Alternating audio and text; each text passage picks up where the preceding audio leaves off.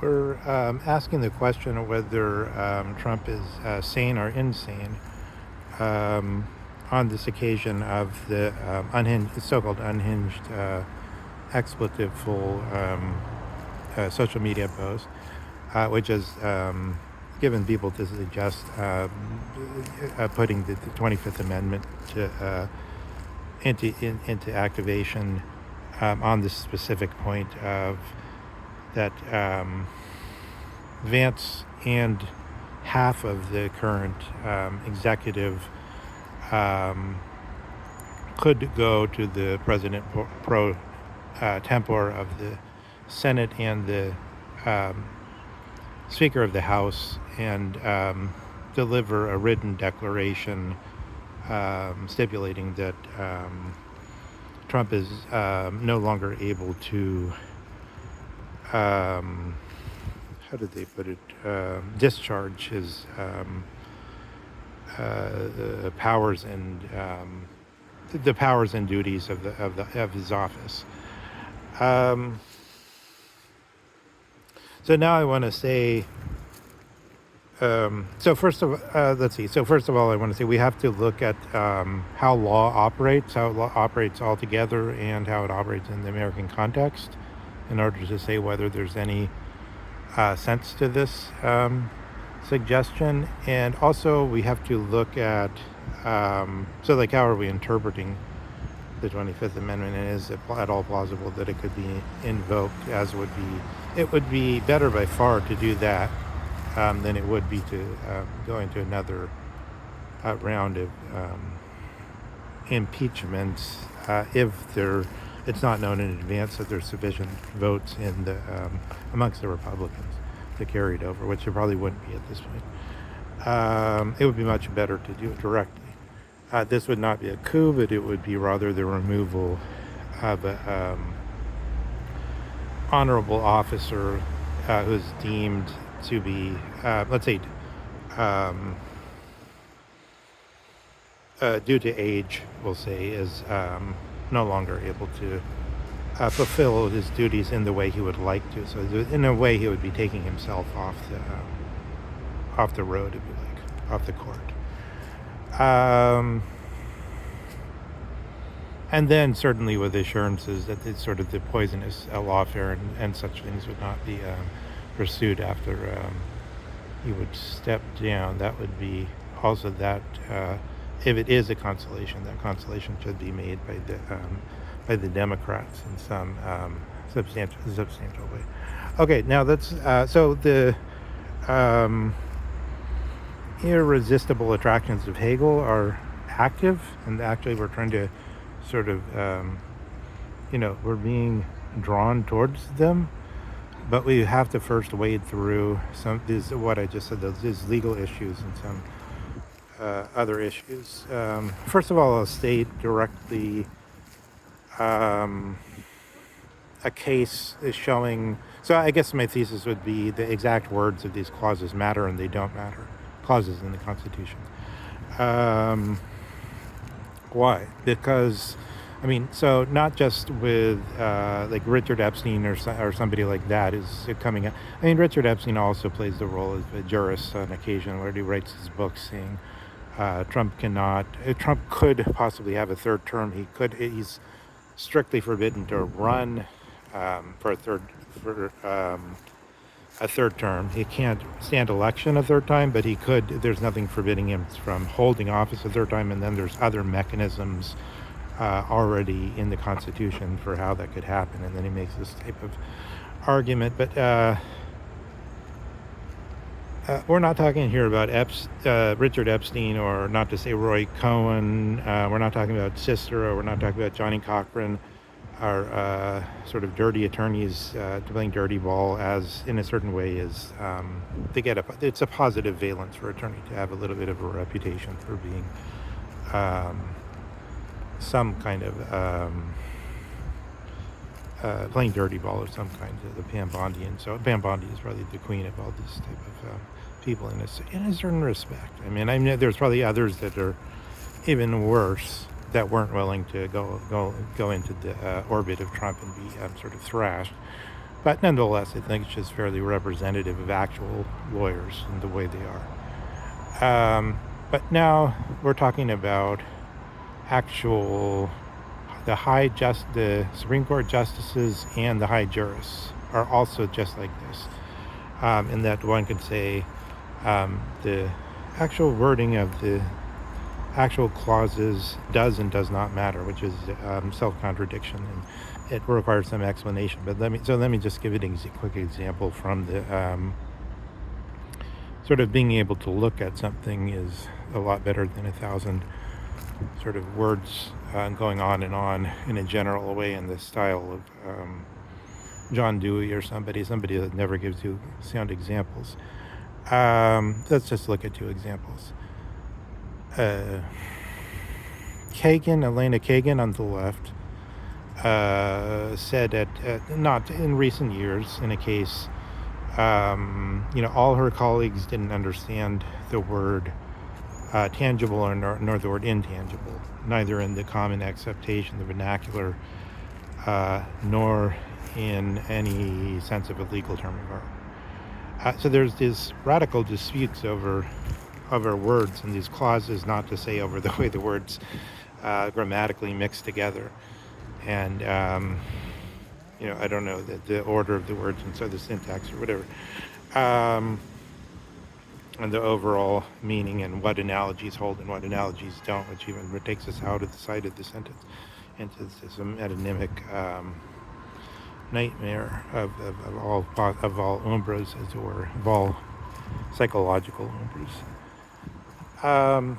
And then on the right, let's give the example of Scalia, who's made a big fuss about on the point of these cases that had to do with the gerrymandering and with the appointments of with the setting of the districting, with these independent that the states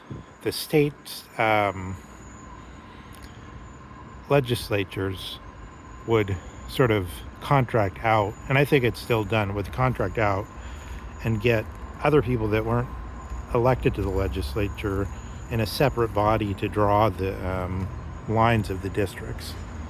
And then there was this contest over whether that was legal for them to do that, and then Scalia thought it wasn't. He said legislature meant legislature, so these districts have to be drawn by the actual legislators in the actual building where the state legislature is. Whereas his opponents, I think the opponents were mostly leftist, Ruth Bader Ginsburg being still on the court in those days, but remembering Ruth Bader Ginsburg and Scalia were the best of friends and took vacations together in India and so on. Although the one called the place Delhi, and the other called it Bombay or whatever it was. Is that the right example? Sorry, I don't remember it exactly, but the sort of the expression of this trivial expression of the differences of the personalities of wanting to use the old traditional English name as rather than the Indian name as it became more popular, as people became more progressive.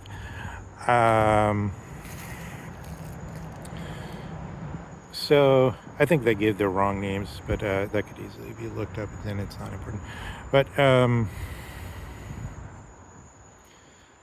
so this issue was that some people said, no, there's something called legislative powers, and that's a term of art, and it's not the same as legislature. And then there's a big art, so yeah, the exact words matter, but they also don't matter because you could push it so far depending on this Hobbesian factor of the that you look more at the outcome than at the sense of the argument. But you're totally on Kant.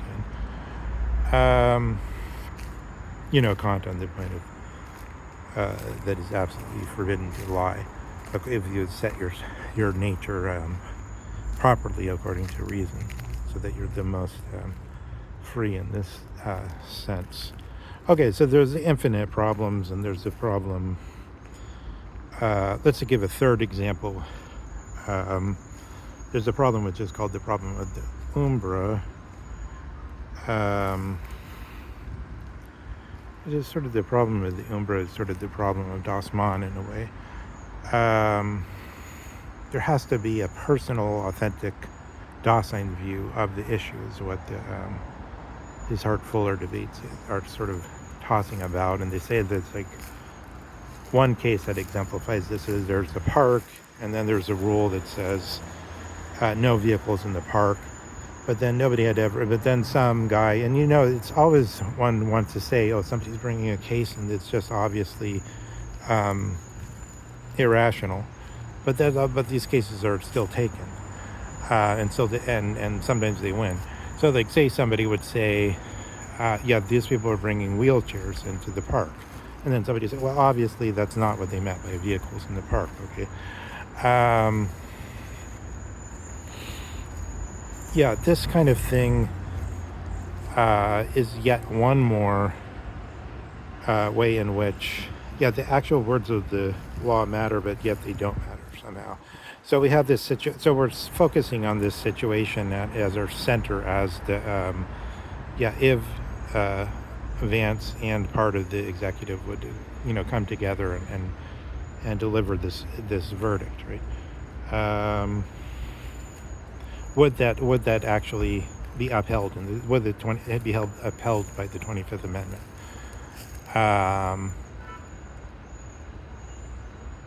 So, I mean, in practice, it's very easy to make arguments for that, and then some people will kind of nod their head, and then it depends on what the definition of is, and then the people that were a little bit savvy would realize, obviously, he had to make that apparently splitting hairs remark, because is can mean now, or it can mean ever. So if he's asked, is there a sexual relationship between you and that woman? And he says, no, he's telling the truth insofar as is means was. Yeah, there was, but there isn't. So, I mean, this is an unclear statement, actually. Yes, so, I mean, clearly there would be an unclarity about whether Vance had acted correctly or not. Just as, I mean, this is what was aimed at with the issue of Pence refusing the envelope from the delegates, right, from the Electoral College delegates. He could have refused. There would have been many views on either side. It wouldn't have been totally clear. Some people would have cried bloody murder. Some people would have said there's a middle ground. There would have been some kind of small hairline points would have come into question, and so on.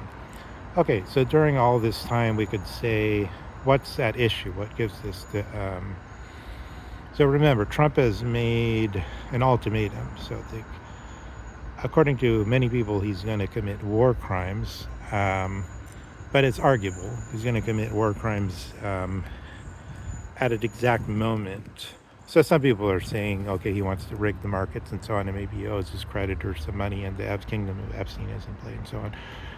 Because Epstein has said in his interview with Bannon that the only way nobody understands the economy, but we can make money when we do things like Palindrome did with respect to the Bank of England, because he knew that he could alter the overall situation by buying heavily on one side of the Deutsche Mark. It was then at that time the Deutsche Mark pound sterling pair, and altered the world situation. Well, I could also alter the world situation through this stuff that has to do with the Strait of Hormuz, but also in other ways, also by a social media post that creates a certain situation and so on. I should say at the same time, one can see both from the perspective of all these motives that can be given to Trump, and from the perspective of somebody who would just say, oh, well, Trump is frustrated, therefore he wrote the nastiest things he could think of, but that's not in itself, even though it may in some way disgrace the presidency, the office of the president. It's not necessary. It doesn't rise to the level of removal. So we could see plenty of arguments in favor of saying Trump is, in a common sense way, completely sane. Dugan has said Trump has gone over completely to his Dunkel Gemini or dark twin state, and completely come into that state. Nick Land has said the lemur is active. I take a lemur to be some kind of quasi Terra McKenna power, Jungian power, but in this specific Nick Lamb's way of thinking of an alien power coming in and this fremd power coming in. The fremd power, we should remember, it's not, it could be something like Dostoevsky's Dream of the Ridiculous Man. It could be something very, or Kant's otherworldly beings at different levels of ethical development. Okay, so what else is motivating this moment? Let's sort of see the passionate motivation for a second. Yeah, the Iranians who have sort of not a breath left for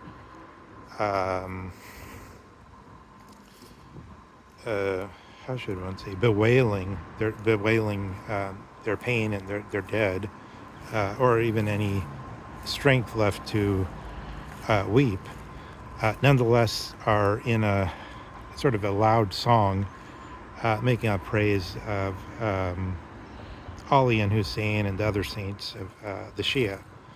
And corresponding to this, they're going to war in a deep way, right? So they have, these drones firing off the backs of pickup trucks, which are hitting major targets, which has apparently have been directed in some cases by telemetry given by the Russians, aimed to hit the most pricey and the most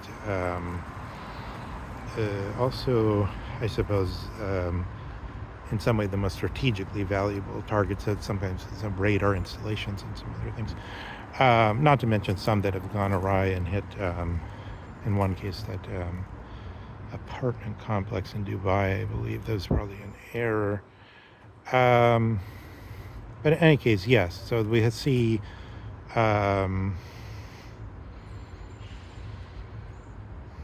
something is at stake here where it's sort of like it would be good to stop it. Even if one isn't particularly sentimental about the continued existence of human beings or about what pain we should have to endure, nonetheless it would seem like it would make some sense if Vance could come in and Trump would go out, because Vance could easily, so as George Samuel Elias pointed out, it's like Trump can't extricate himself anymore because he's so his ego's in it, he's so committed in it, he would lose face.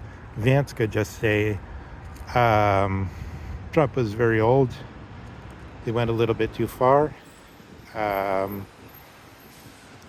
now we're going to put a stop to this, and then there could be a discussion over how seriously one take the Iranian demands for reparations, and there could be two sides of the issue.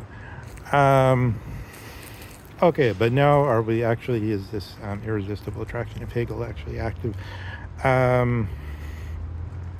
So let's put this issue into an Alphabung situation, but then we have to know what Alphabung means. But what's the issue I'm talking about?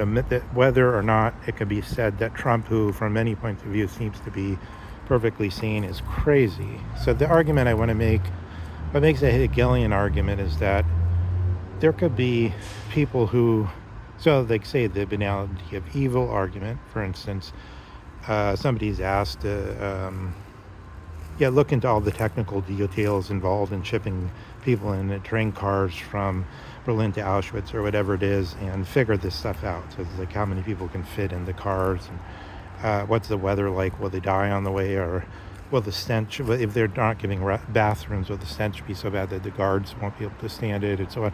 Somebody has to consider all these details, and then they say, Eichmann, could you work out these, could you bring your sort of German scientific heft to this and work this stuff out or whatever. So then, even from from the completely sort of technological essence and harshened off way, the man without qualities sense of things, we could still say it's from every perspective, it seems to be somewhat better advance would do that. Now,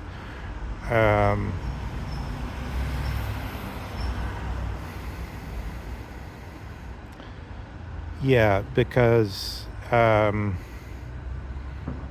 just no, I mean, even Alex Jones has come out against this. There's just no reason to be carrying out this massacre. It should just be deemed a mistake. Okay, that's what I would argue.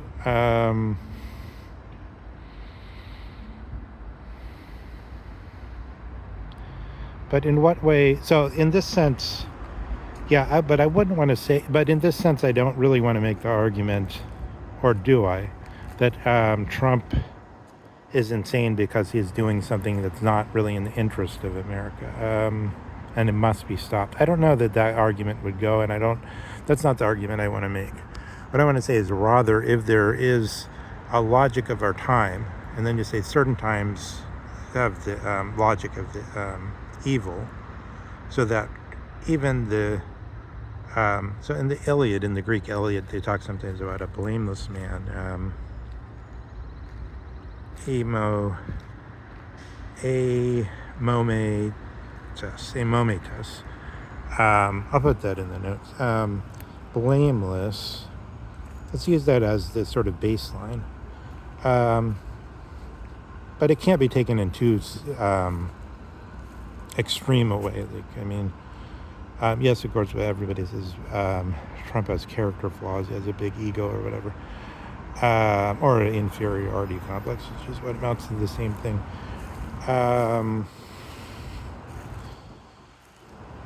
But legally blameless, let's put it that way.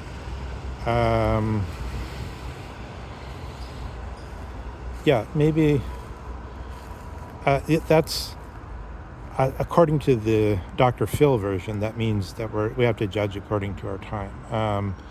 If that were possible, that would mean that in the time of the cannibalism is blameless. In the time of the Nazis, not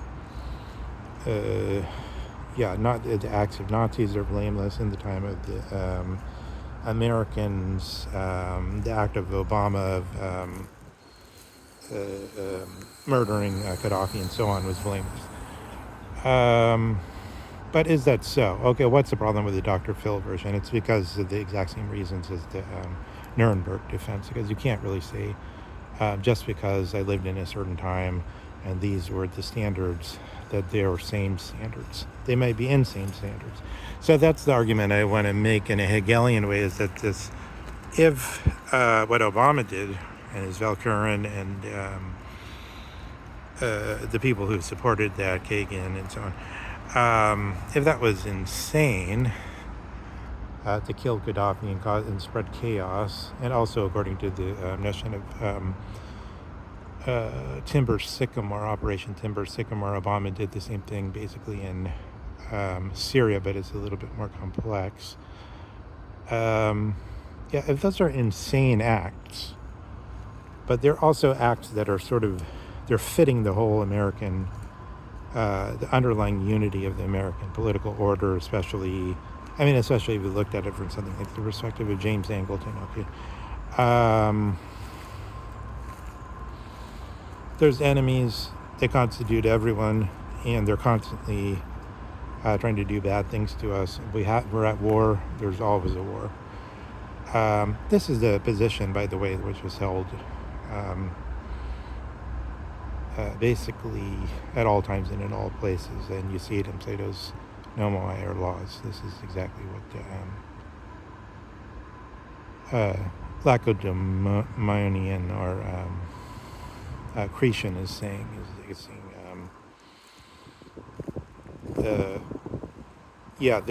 There's in a certain way there's always war among all men. All we could do is sort of do autopoiesis and change our character, or change our mind to make them more attentive to what we think is better. But the others might not want to become Westerners or whatever. They might not want become part of the liberal modernity. They might prefer the Stadtluft macht frei nach Tag und how does it go?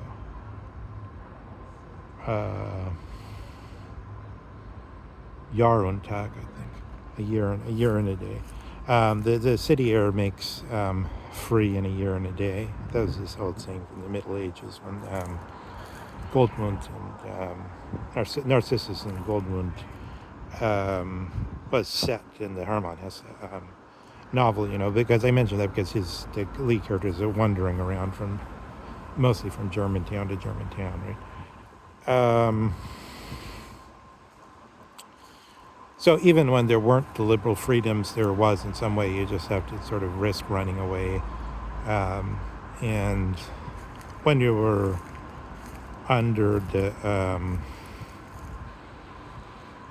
feudal system, you were taken care of in a certain sense because there was sort of automatic marriage of everyone. You didn't have to decide on your profession. That was automatically, people said this guy would be good here, this guy would be good there, or you followed the profession of the parent or something, depending on the situation, or the feudal lord would decide in some way. But but in this way, you had less to worry about. It's more Zizekien, right? Less freedom to worry about. But you could run away, and then there were the cities and the Stadtluft macht frei.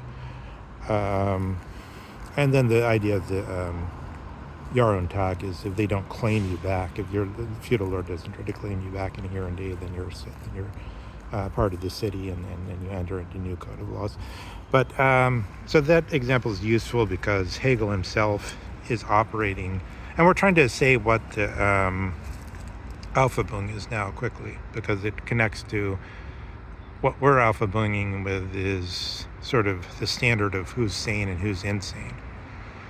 In this way, and in connection with the clause that says unable to discharge the powers and duties. So he can't really discharge his duty if he's in a certain way fundamentally crazy. It always turned out that they had the Nazi ideas or the cannibal ideas. This has been actually alleged with respect to Epstein, although I don't know how well founded it is. But and then of course Trump has this close connection with Epstein. But in any case, we found out Trump was the cannibal. We would probably say, yeah, he must be removed. Everything, and anything else would really matter. So then this is the type of thing we're talking about.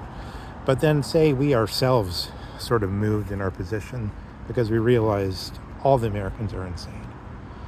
And Trump is one of them. Maybe he's the best of the Americans, Aristos. I mean, after all, that's what democracy is supposed to mean, to select the Aristos or best through the vote. It's like they call that also popularity contest, right? John Travolta.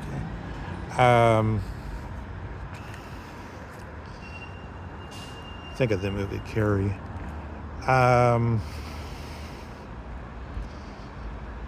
Yeah, so you have this situation where maybe all the Americans, including the best, had the wrong culture, and since it's not really a matter of a specific time in an ordered sequence, a chronology, but rather because we have this problem, this little pesky problem of the Nuremberg defense. We can't allow a Nuremberg defense. We can't allow, everybody else was on that page of world domination, so I was too. Instead, we have to convict him and say there's something wrong with this man. But, okay, that goes for all of us. You can retire in honor, but now we're going to make the correction. So let's look at the rest of this case.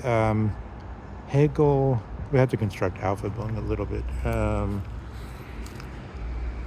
Because in a way, these things have to involve... What does Alphabung mean? It means something is destroyed, but out of the destruction, something higher is raised into its place. So all throughout Hegel's life, he was observing these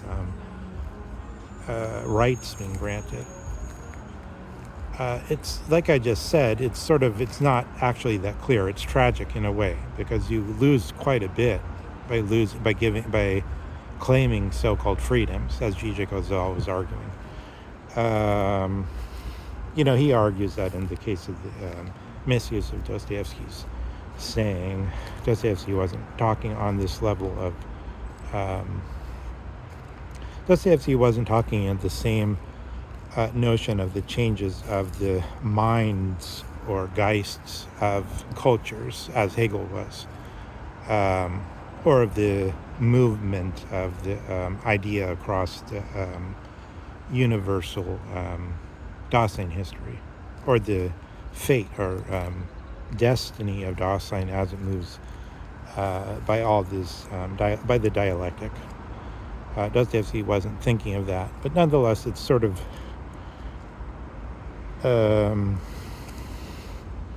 what Zizek says touches more on the Hegel side. You could sort of see. No, I mean, I would still say Zizek just grabs Dostoevsky and misuses him. Okay, but in any case, that's what if you want to see what Zizek says about this issue, that's the example he uses, although I think it's misused. He uses it to say, if you have a big buffet smorgasbord before you, then the superego kicks in and forces you to do all kinds of things so that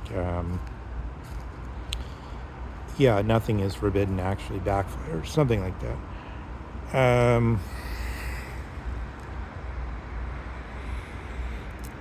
All right, let's go back to the Alpha Bone. So, Hegel's witnessing for all of his life, in his entire adult life, the emancipation of serfs in different areas. In Russia, the Stein-Hardenberg decree in Prussia, and many other decrees, and these are referred to as Alpha Bone, as emancipation of serfs, and the corresponding transformation is referred to as Alpha Bone, destruction of the medieval system and everything it affords, and creation of the liberal Staatsluft system, if you like. The other system, it's called sometimes, I think by the Luftmacht einen, something like that, is sort of like the feudal heir makes you owned, as it were, or it makes you own. It probably links up to the saying that Heidegger likes about the it's not us who preserve, like say California, rather it's California who, that locale, that place, which is which preserves and protects us, or makes us who we are. I mean, I'm speaking from Northern California, so others could say it according to their own circumstances, obviously.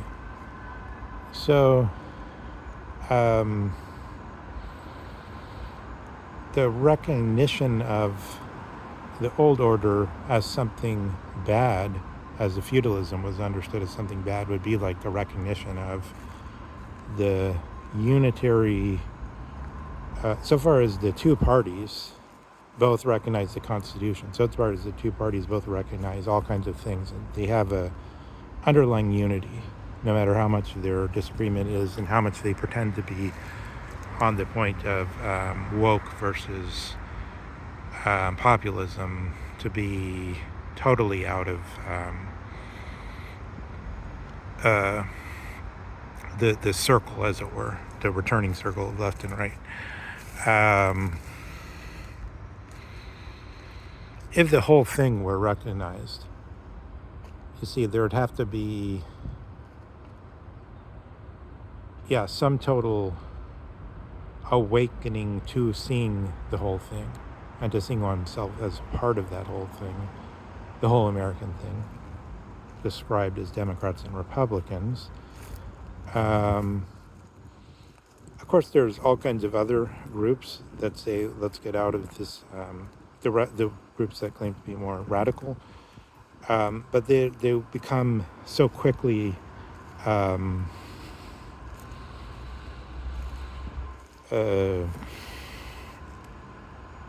invisible. So like Ralph Ellison's probably the invisible man. To the ordinary rung of things from the perspective of the American thing, the Republican Democrat thing. I suppose, supposedly there's a point here. Gayatri Spivak used to say that subaltern who knows they're a subaltern is no longer a subaltern. So then there's like Ralph Ellison would no longer be a subaltern, but he's written this book that's been picked up by the culture, and therefore has ceased to be a subaltern, and he's become, the oppressed or something. He's become the part of the pedagogy of the oppressed or something. It's just different levels of analysis we could go. This would bring us into a chaos, and we've already gone into a lot of little chaoses here. So let's try to establish a little dear order just at the end and state that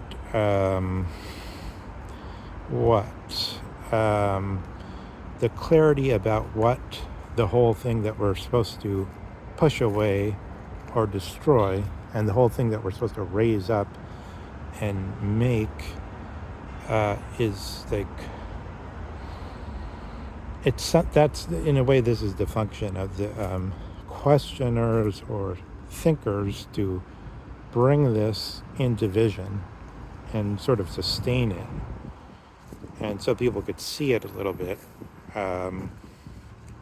This is the meaning of and the German this is Heidegger calls it a revelation. This is, he speaks of the destiny of the people, the enigmatic destiny of the Germans, which he tried to intervene with in his trip to see the tyrant, as it were, as Plato had done long ago. But let's just end by saying Socrates. This is sort of like a metonymy that I'm tacking on the edge of this. So it's like an image that could have been a way, sort of, be a metaphor or even a simile for everything that was just said, but in a way that's complicated and that nobody probably could understand, including myself. But it's still, I think, it says something, which is that in the time of the Socrates, who died in 399 BC,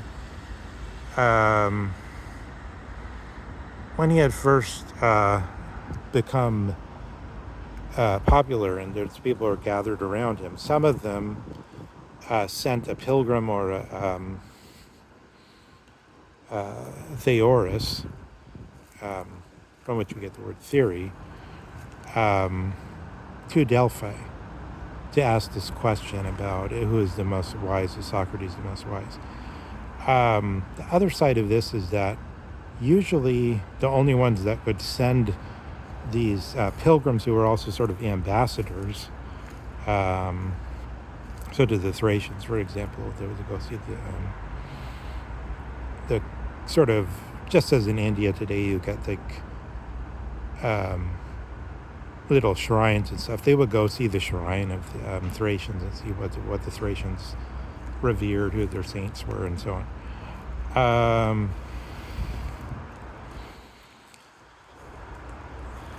So Socrates' as followers, as it were, the people, the groupies, his groupies, did something which had been basically a state function, which was in Athens. So in Athens, the state would send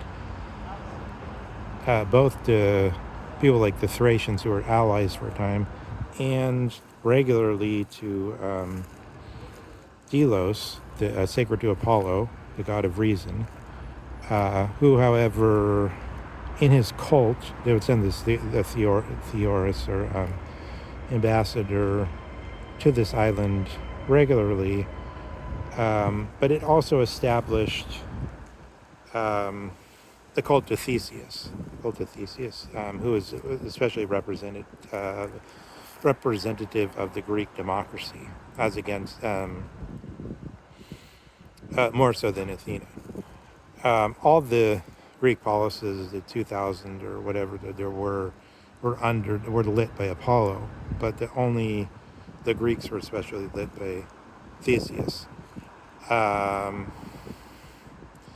Theseus is it, but suddenly not just the official, but also these private citizens, groupies of Socrates, send out their own theoria, their own ambassadors to ask about a different question and create a different cult.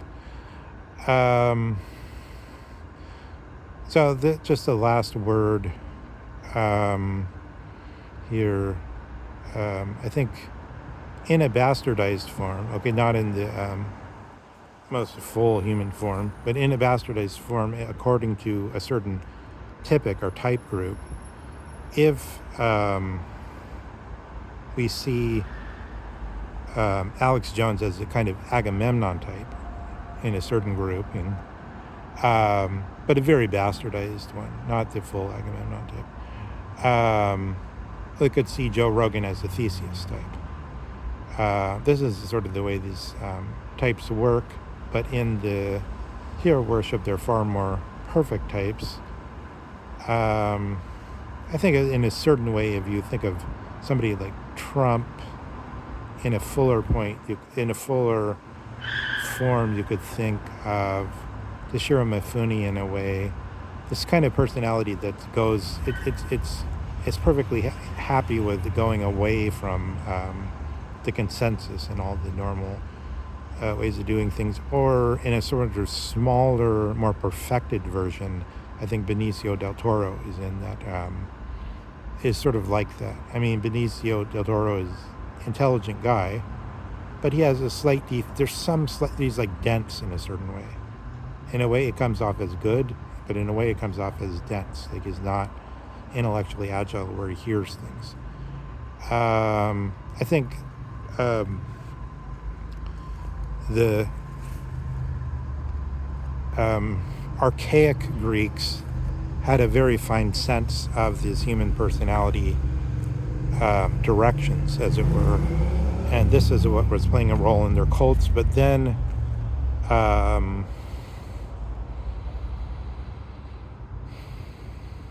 the Socratic cult became sort of all-powerful in a way, and maybe it deserved to. So we could change the Capitoline cult.